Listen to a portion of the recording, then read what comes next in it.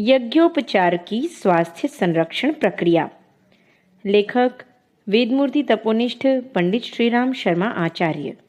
औषधियों को वाष्पीभूत बनाकर उन्हें अधिक सूक्ष्म एवं प्रभावशाली बनाने की प्रक्रिया आयुर्वेद के विज्ञानी चिरकाल से अपनाते रहे हैं। उसके द्वारा अपेक्षाकृत अधिक सफलता भी मिलती रही है। पाचन तंत्र के माध्यम से अथवा रक्त प्रवाह में सम्मिलित करके औषधि उपचार की पुरातन परिपाटी में जब वाष्पीकरण की नई पद्धति का समावेश हुआ तो उसके आश्चर्यजनक परिणाम निकले। यज्ञोपचार इसी स्तर की स्वास्थ्य संरक्षण प्रक्रिया है जिससे आत्मिक प्रगति के उच्च स्तरीय सत्परिणामों के अतिरिक्त प्रत्यक्ष एवं तात्कालिक लाभ रोग निवारण का भी मिलता है। इसमें कुछ विशेष नहीं करना पड़ता। रोग के अनुरूप औषधियों का हवन करने और उस उत्पादित ऊर्जा के निकट रोगी को बिठाने से काम चल जाता है। यज्ञ में न्यूनतम वस्त्र धारण करके बैठने का विधान है। आमतौर से कटिबंध के रूप में धोती और वक्ष स्थल ढका रहने के लिए दुपट्टा धारण करना ही पर्याप्त समझा जाता है। भारी मोटे कसे हुए वस्त्र पहनकर यज्ञ कर्म में बैठने का निषेध है, कारण कि यज्ञीय ऊर्जा द्वारा शरीर के अवयवों को अधिक लाभान्वित होने का अवसर तभी मिल सकता है जब वे खुले रहें। वस्त्र धारण करना ही पड़े तो वह इतना झीना एवं हल्का रहे कि उपयोगी उपचार का लाभ लेने में त्वचा छिद्रों को किसी व्यवधान का सामना न करना पड़े। यज्ञ चिकित्सा में भी रोग निदान की वैसी ही आवश्यकता पड़ती है जैसी कि अन्य पद्धतियों में चिकित्सक को रोगों के कारण जानने के लिए निदान करना पड़ता है। शरीर में कुछ उपयोगी वस्तुएं कम पड़ जाने एवं कुछ अनुपयोगी वस्तुएं बढ़ जाने से रोग उत्पन्न होते हैं।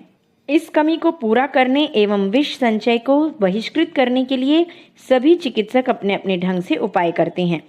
यही यज्ञ चिकित्सा में भी करना पड़ता है।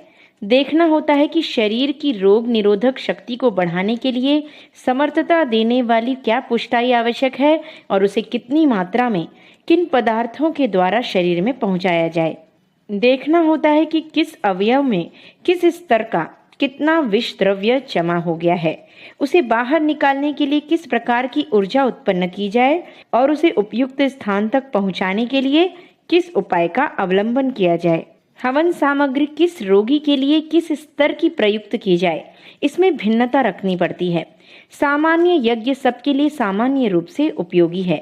माता के दूध की तरह बालक की तरह उसे हर याजक समान रूप से उपयोग कर सकता है। उससे किसी प्रकार की हानि की संभावना नहीं है। हर स्तर की दुर्बलता एवं रुग्णता में उससे लाभ ही होता है। यह सामान्य सर्वजनीन हर परिस्थिति के अनुकूल उपचार हुआ। यहाँ तक यज्ञ विधान के साथ जुड़ा हुआ सामान्य स्वास्थ्य संरक्षण विज्ञान ही काम करता है। इससे आगे का कदम सामयिक एवं विशिष्ट है। उसे रोगी की स्थिति को देखते हुए उठाना पड़ता है। हर रोगी को उसकी स्थिति के अनुरूप दवा दी जाती है। उसी प्रकार रोग विशेष को ध्यान में रखते हुए रोगी की स्थिति का गहन पर्यवेक्षण करते हुए यह निर्णय करना होता है कि किस स्तर की ऊर्जा उत्पन्न की जाए और उसके उत्पादन के लिए किन पदार्थों का यजन किया जाए। इस दृष्टि से हर विशिष्ट रोगी के लिए विशिष्ट हविष्य का निर्धारण करना होता है। इसमें दोनों ही स्तर की हवन सामग्रियों का संतुलन बिठाया जाता है। बलवर्धक और रोग निवारक दोनों ही तत्वों को ध्यान में रखना होता है। कुनैन का सेवन कराते समय रोगी को दूध आदि की मात्रा बढ़ा लेने के लिए कहा जाता है ताकि उसके कारण उत्पन्न होने वाली गर्मी को शांत रखने का उद्देश्य पूरा हो सके। दुर्बल रोगियों को फलों का रस, सुपाच्य पोषण से युक्त आहार का प्रबंध किया जाता है। दुर्बलता बढ़ने न देना, सशक्तता बनाए रखना भी एक महत्वपूर्ण काम है। विजातीय द्रव्य के निवारण में मारक तत्वों का उपयोग करने की तरह ही इस पोषण की भी आवश्यकता पड़ती है। यज्ञ चिकित्सा के अनुसार रोगी की इन दोनों आवश्यकताओं को पूरा कर सकने योग्य सामग्री का निर्धारण करना होता है।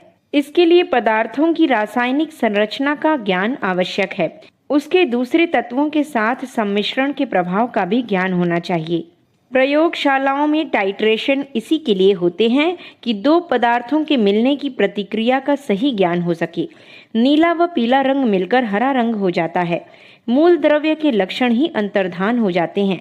यज्ञ चिकित्सक को हविष्य निर्धारण करते समय, चूर्ण बनाते समय मात्रा की भिन्नता न्यूनाधिक तथा औषधियों के सम्मिश्रण आदि का पूरा ध्यान रखना पड़ता है, जिससे उसका रोगी की स्थिति देखते हुए लाभदायक उपयोग हो सके। हविष्य 4 भागों में विभक्त है। पहला औषधियों का सम्मिश्रण, दूसरा घृत, तीसरा समिधाएं, चौथा पूर्णाहुति में होमे जाने वाले विशिष्ट पदार्थ। इन चारों के पृथक पृथक गुण एवं प्रभाव हैं। आमतौर से गौ घृत प्रयुक्त होता है, पर अन्य पशुओं के घृतों में भी अपनी विशेषता है और रोगी की स्थिति देखते हुए घृतों में पाए जाने वाले रासायनिक पदार्थों की स्थिति का तालमेल बिठाते हुए यह निर्धारण करना होता है कि अमुक रोग में किस पशु का घृत लिया जाए। भविष्य में रोग विशेष के लिए प्रयुक्त होने वाली औषधियों का आधार प्रायः वही रहता है जो रासायनिक विश्लेषण के आधार पर चिकित्सा विज्ञानी चिरकाल से करते आए हैं। इस निर्धारण में नए संशोधनों का भी ध्यान रखना पड़ता है। जिस प्रकार संविधान, कानून आदि में सामयिक आवश्यकता को ध्यान में रखते हुए परिवर्तन किए जाते हैं, प्रथा परंपराओं में हेर फेर होती हैं, उसी प्रकार प्रयोग एवं अनुभव के आधार पर किन्हीं औषधियों के प्रभाव के संबंध में भी यह उखाड़ पछाड़ होती रहती है कि पूर्व निर्धारणों में हेरफेर तो नहीं करना है। समिधाएं भी प्रकारांतर में हविष्य ही हैं। लकड़ी का जलना भी औषधि यजन की तरह ही प्रभावोत्पादक होता है। लकड़ी में भी न्यूनाधिक मात्रा में उपयोगी अनुपयोगी रासायनिक पदार्थ रहते हैं। भविष्य में मात्र वनस्पतियों की पत्तियां, फूल, फल ही नहीं होते, वरन वृक्षों की लकड़ियां भी कूट पीस कर मिलाई जाती हैं। चंदन, देवदारू, अगर तगर आदि की लकड़ियों का चूरा भी हवन सामग्री में मिलता है। इनका प्रभाव भी अन्य औषधियों के समतुल्य ही होता है। अस्तु समिधाओं में कुछ नियत वृक्षों का काष्ठ उपयोग करने का ही विधान है, चाहे जिस पेड़ की लकड़ी हवन में प्रयुक्त नहीं हो सकती। ऐसा करने से तो अनुपयोगी काष्ठ से प्रज्वलित अग्नि हानिकारक भी सिद्ध हो सकती है। चिकित्सक को इन सभी बातों का ध्यान रखना होता है और रोगी की स्थिति को ध्यान में रखते हुए भविष्य के साथ साथ समिधाओं का निर्धारण भी करना होता है। पूर्णाहुति में सामान्य हवन सामग्री का नहीं, वरन किन्हीं विशिष्ट वस्तुओं का प्रयोग करना पड़ता है। पूर्णाहुति 3 भागों में विभक्त है। पहला स्विष्टकृत होम, जिसमें मिष्ठान होमा जाता है। दूसरा पूर्णाहुति, जिसमें फल होमना होता है। तीसरा वसोधारा, जिससे घृत की धारा छोड़ी जाती है। इन तीनों कृत्यों को मिलाकर पूर्णाहुति कही जाती है। इस विधान को प्रधानतया पोषक प्रयोग के रूप में लिया जाता है।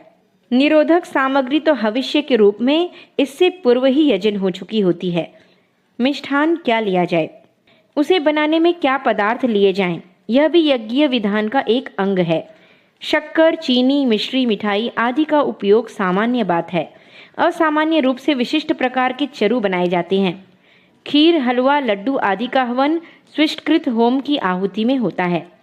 इन्हें किन पदार्थों के सम्मिश्रण से बनाया जाए, इस निर्धारण में यह ध्यान रखना होता है कि रोगी के शरीर में किन पोषक खाद्य पदार्थों की आवश्यकता है। पूर्णाहुति में आमतौर से नारियल, सुपारी आदि सुगमता पूर्वक मिल सकने वाले पदार्थ ही बहु प्रचलित हैं, पर बात इतने तक ही सीमित नहीं हो सकती। उसमें सूखे मेवे या पके फल भी प्रयुक्त हो सकते हैं। समिधाओं के निर्धारण की ही तरह पूर्णाहुति में फलों के चयन में भी सूझबूझ का परिचय देना पड़ता है। वसुधारा में घृत की धार छोड़ी जाती है, अर्थात उसकी मात्रा बढ़ाई जाती है। इसका एक कारण यह है कि हवन कुंड में जहां तहां शेष रहा कच्चा हविष्य तुरंत ज्वलनशील हो सके। दूसरा कारण चिकनाई की वह मात्रा शरीर को मिल सके जो सामयिक परिस्थिति के अनुरूप आवश्यक हो रही है। शर्करा सहित अन्न वर्ग की स्विष्टकृत में, फल वर्ग को पूर्णाहुति में, घृत वर्ग को वसोधारा में प्रयुक्त करके आहार की संतुलित मात्रा का इस प्रकार निर्धारण किया जाता है कि यजनकर्ता को समुचित पोषण प्राप्त हो सके। वसोधारा घृत में कपूर, केसर आदि मिलाने की भी आवश्यकता रहती है। इससे घृत मात्र चिकनाई न रहकर एक विशिष्ट औषधि बन जाता है। यज्ञावशिष्ट को कई रूपों में प्रयुक्त किया जाता है। स्विष्टकृत होम से बचे हुए चरु को यजमान प्रसाद रूप में ग्रहण करते हैं। दशरथ की रानियों ने जिस चरु का सेवन करके संतान लाभ किया था वह यज्ञावशिष्ट ही था। पूर्णाहुति में प्रयुक्त होने वाले फलों में से कुछ यजमान को आशीर्वाद के प्रतीक रूप में देते हैं और उसे घर जाकर खा लेने के लिए कहते हैं। आहुतियों में से बचा हुआ इदम नमम की वापिस के साथ टपका हुआ तथा वसुधारा से बचा हुआ घृत मुख, सिर आदि पर लगाने सूंघने के लिए प्रयुक्त होता है। यह सभी यज्ञावशिष्ट है और स्थूल रूप से ग्रहण किए जाने पर भी प्रायः वैसे ही फलप्रद होते हैं जैसे कि भविष्य की आहुतियों द्वारा हवन करके उत्पादित ऊर्जा द्वारा उपलब्ध होते हैं। धार्मिक हवनकर्ताओं को भी मनमानी वस्तुएं खाते फिरने की छूट नहीं मिलती। उस दिन उसे निर्धारित सात्विक पदार्थों पर निर्वाह करते हुए एक प्रकार से उपवास जैसे बंधनों में प्रतिबंधित रहना पड़ता है। विवाह यज्ञ में वर वधू दोनों का आहार प्रायः उपवास जैसा रहता है। अन्य धार्मिक यज्ञों में भी यजमान उपवास करते हैं। याजकों के लिए भोजन संबंधी प्रतिबंध रहते हैं और जहाँ तक संभव होता है वे निर्धारित विधि से बचा हुआ हविष्य अमृतासन ही ग्रहण करते हैं। यज्ञोपचार में इस व्यवस्था पर भी ध्यान रखना पड़ता है।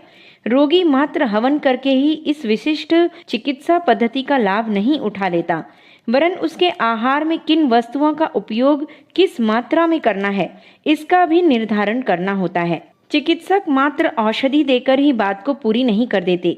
धार्मिक यज्ञों में यज्ञशाला बनाने और आच्छादन करने का विधान है। इस थोड़े से सीमा बंधन से यज्ञीय ऊर्जा पर उस घेरे में कुछ समय ठहरने का प्रतिबंध लगता है। इससे उस क्षेत्र में बैठे हुए याजक दूरवर्ती लोगों की तुलना में अधिक लाभ उठा लेते हैं। खुले आकाश के नीचे हवन न करने की जो प्रथा चली आती है उसके मूल में यही तथ्य है कि याजक थोड़े से अवरोध के कारण ऊर्जा से अधिक देर तक अधिक मात्रा में लाभ उठाते रह सकें। यज्ञशाला के ऊपर आच्छादन रखने की परंपरा भी इसी कारण है कि ऊष्मा का स्वभाव एवं स्वरूप ऊपर उठाने का है। वह अग्निकुंड से निकलकर तीर की तरह छूटती है और सीधी आकाश में उड़ती चली जाती है। आच्छादन रहने से उसके ऊर्ध्व गमन पर प्रतिबंध लगता है और यज्ञशाला के वातावरण में उसका प्रभाव अपेक्षाकृत अधिक समय तक अधिक मात्रा में बना रहता है। पूर्ण प्रतिबंध लगाकर बंद कमरे में भी हवन किया जा सकता है, पर वह यज्ञ की उस मूल भावना के अनुकूल न होगा जिसमें विश्व कल्याण के लिए त्याग बलिदान करने के उद्देश्य को प्रधानता दी गई है। यदि अपने हवन का अकेले ही लाभ उठाया गया तो फिर वह अग्नि उपचार रह जाएगा। उसे यज्ञ के लोकोपयोगी पुनीत कर्म में न गिना जा सकेगा। यज्ञ का यह पदार्थ परक विवेचन हुआ। उससे आगे की बात अति सूक्ष्म कारण स्तर की है। मनुष्यों की तरह पदार्थों के भी 3 स्तर होते हैं, स्थूल, सूक्ष्म और कारण। मानवीय अस्तित्व में स्थूल शरीर वह है जो रक्त मांस से बना है, खाता, सोता, चलता फिरता और काम करता दिखता है। सूक्ष्म शरीर वह है जो सोचता, विचारता और शरीर पर शासन करता है। कारण शरीर वह है जिसमें आस्थाएं, मान्यताएं एवं आकांक्षाएं जड़ जमाए रहती हैं। सभी जानते हैं कि इनमें से प्रत्येक क्रमशः एक दूसरे से अधिक श्रेष्ठ और समर्थ हैं। स्थूल से सूक्ष्म की और सूक्ष्म से कारण की सामर्थ्य अनेक गुनी मानी जाती है। पदार्थों के संबंध में भी यही बात है। उसका स्थूल स्वरूप वह है जो दिखाई देता है, स्पर्श किया जा सकता है। सूक्ष्म वह जिसका पता रासायनिक विश्लेषण द्वारा प्रयोगशाला में जाना जाता है। गाय की अपेक्षा भैंस के दूध में मक्खन और स्वाद दोनों अधिक होते हैं, पर महत्व गौ दूध से बने पंचगव्य को ही दिया जाता है। तुलसी, आंवले और पीपल के पौधों की अपेक्षा दूसरे पौधे अधिक फलप्रद, आर्थिक एवं स्वाद की दृष्टि से उपयोगी हो सकते हैं, पर उनमें प्राप्त सूक्ष्म संस्कारों के आधार पर उन्हें जो देवोपम श्रद्धा दी जाती है वह अन्य पौधों वाले वृक्षों को नहीं। यज्ञ प्रक्रिया में प्रायः हर पदार्थ की कारण शक्ति को उभारा जाता है, तभी वह यजनकर्ता के मन और अंतःकरण में अभिष्ट परिवर्तन ला सकती है। यदि इस प्रकार के प्रयत्न न किए जाएं, तो फिर यह अग्निहोत्र अपना प्रभाव वाष्पीयकरण स्तर का ही दिखा सकेगा। आग जलाने से भी कई तरह के लाभ उठाए जा सकते हैं। प्रायः वैसा ही कुछ यज्ञ धूम भी कर सकता है। हवा की विषाक्तता दूर करने, दुर्गंध हटाने, सुगंध फैलाने जैसे सामान्य प्रयोजन उससे पूरे हो सकते हैं। पसीना निकलने, विषाणु मारने जैसे प्रयोग भी सफल हो सकते हैं और उनका तदनुरूप आरोग्य लाभ भी मिल सकता है, पर है यह सामान्य बात ही। यज्ञ की विशिष्टता उसमें प्रयुक्त होने वाले पदार्थों की सूक्ष्म शक्ति पर निर्भर है। अमुक कष्ट का, अमुक शाकल्य का निषेध इसी आधार पर किया गया है कि उनकी रासायनिक संरचना उस प्रयोजन के प्रतिकूल पड़ती है जो अभिष्ट उद्देश्य की पूर्ति के लिए आवश्यक है। कारण शक्ति का उत्पादन अभिवर्धन करने के लिए मंत्र विज्ञान का सहारा लिया जाता है। उद्गाता अध्वर्यु इस बात का पूरा ध्यान रखते हैं कि निर्धारित विधि विधान के लिए जिन मंत्रों का जिस स्वर से उच्चारण एवं विनियोग करने की पद्धति प्रचलित है उसका उपयोग सही रीति से होना चाहिए। निर्दिष्ट अनुशासन के परिपालन में व्यतिरेक नहीं होना चाहिए। शब्द को ब्रह्म कहा गया है। उसकी शक्ति सामान्य जीवन में ज्ञान संवर्धन एवं वैचारिक आदान प्रदान के लिए होती है, किंतु उच्च स्तरीय भूमिका में शब्द का शक्ति के रूप में परिवर्तन हो जाता है। मंत्र शास्त्र का समूचा आधार इसी पृष्ठभूमि पर खड़ा हुआ है कि शब्द गुच्छकों का चयन, गुंथन एवं विनियोग ऐसी विशिष्ट क्रिया प्रक्रिया के साथ संपन्न किया जाए कि उसकी चेतना को विशिष्ट क्षमता संपन्न बनाने का चमत्कारी लाभ मिल सके। यज्ञ में नियत विधि व्यवस्था के अनुरूप मंत्रोच्चार का प्रयोग किया जाता है। इसमें संबद्ध मनुष्यों को लाभ मिलता है, वातावरण में उपयोगी उत्तेजना उत्पन्न होती है और प्रयोग में आने वाले पदार्थों की कारण शक्ति को इतना उभारना संभव हो जाता है कि वह अपनी प्रसुप्त क्षमता का परिचय दे सके। मंत्रपूर्ण पदार्थों को आशीर्वाद रूप में देने पर वे औषधियों से भी बढ़कर काम करते हैं।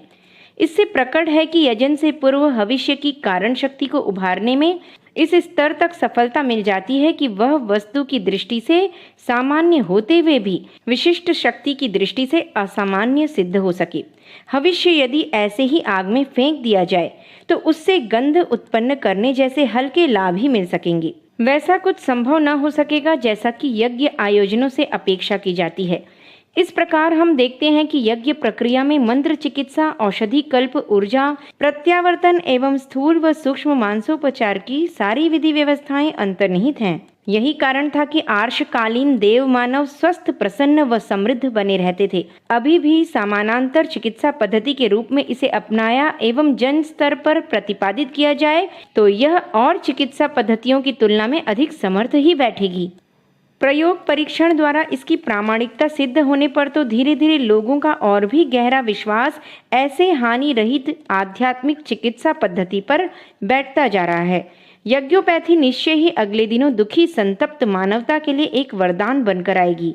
यज्ञोपचार का मूल उद्देश्य है मनुष्य की जीवनी शक्ति बढ़ाना, ताकि वह अपने वातावरण में व्याप्त अवरोधों से मोर्चा ले सके।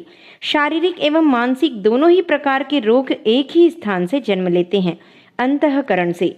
यदि मूल केंद्र को छुआ जा सका एवं तज्जन्य विकृतियों को नितांत हानि रहित वनौषधियों से ठीक किया जा सका तो पीड़ित मानवता को एक वैकल्पिक चिकित्सा पद्धति दे सकना संभव है।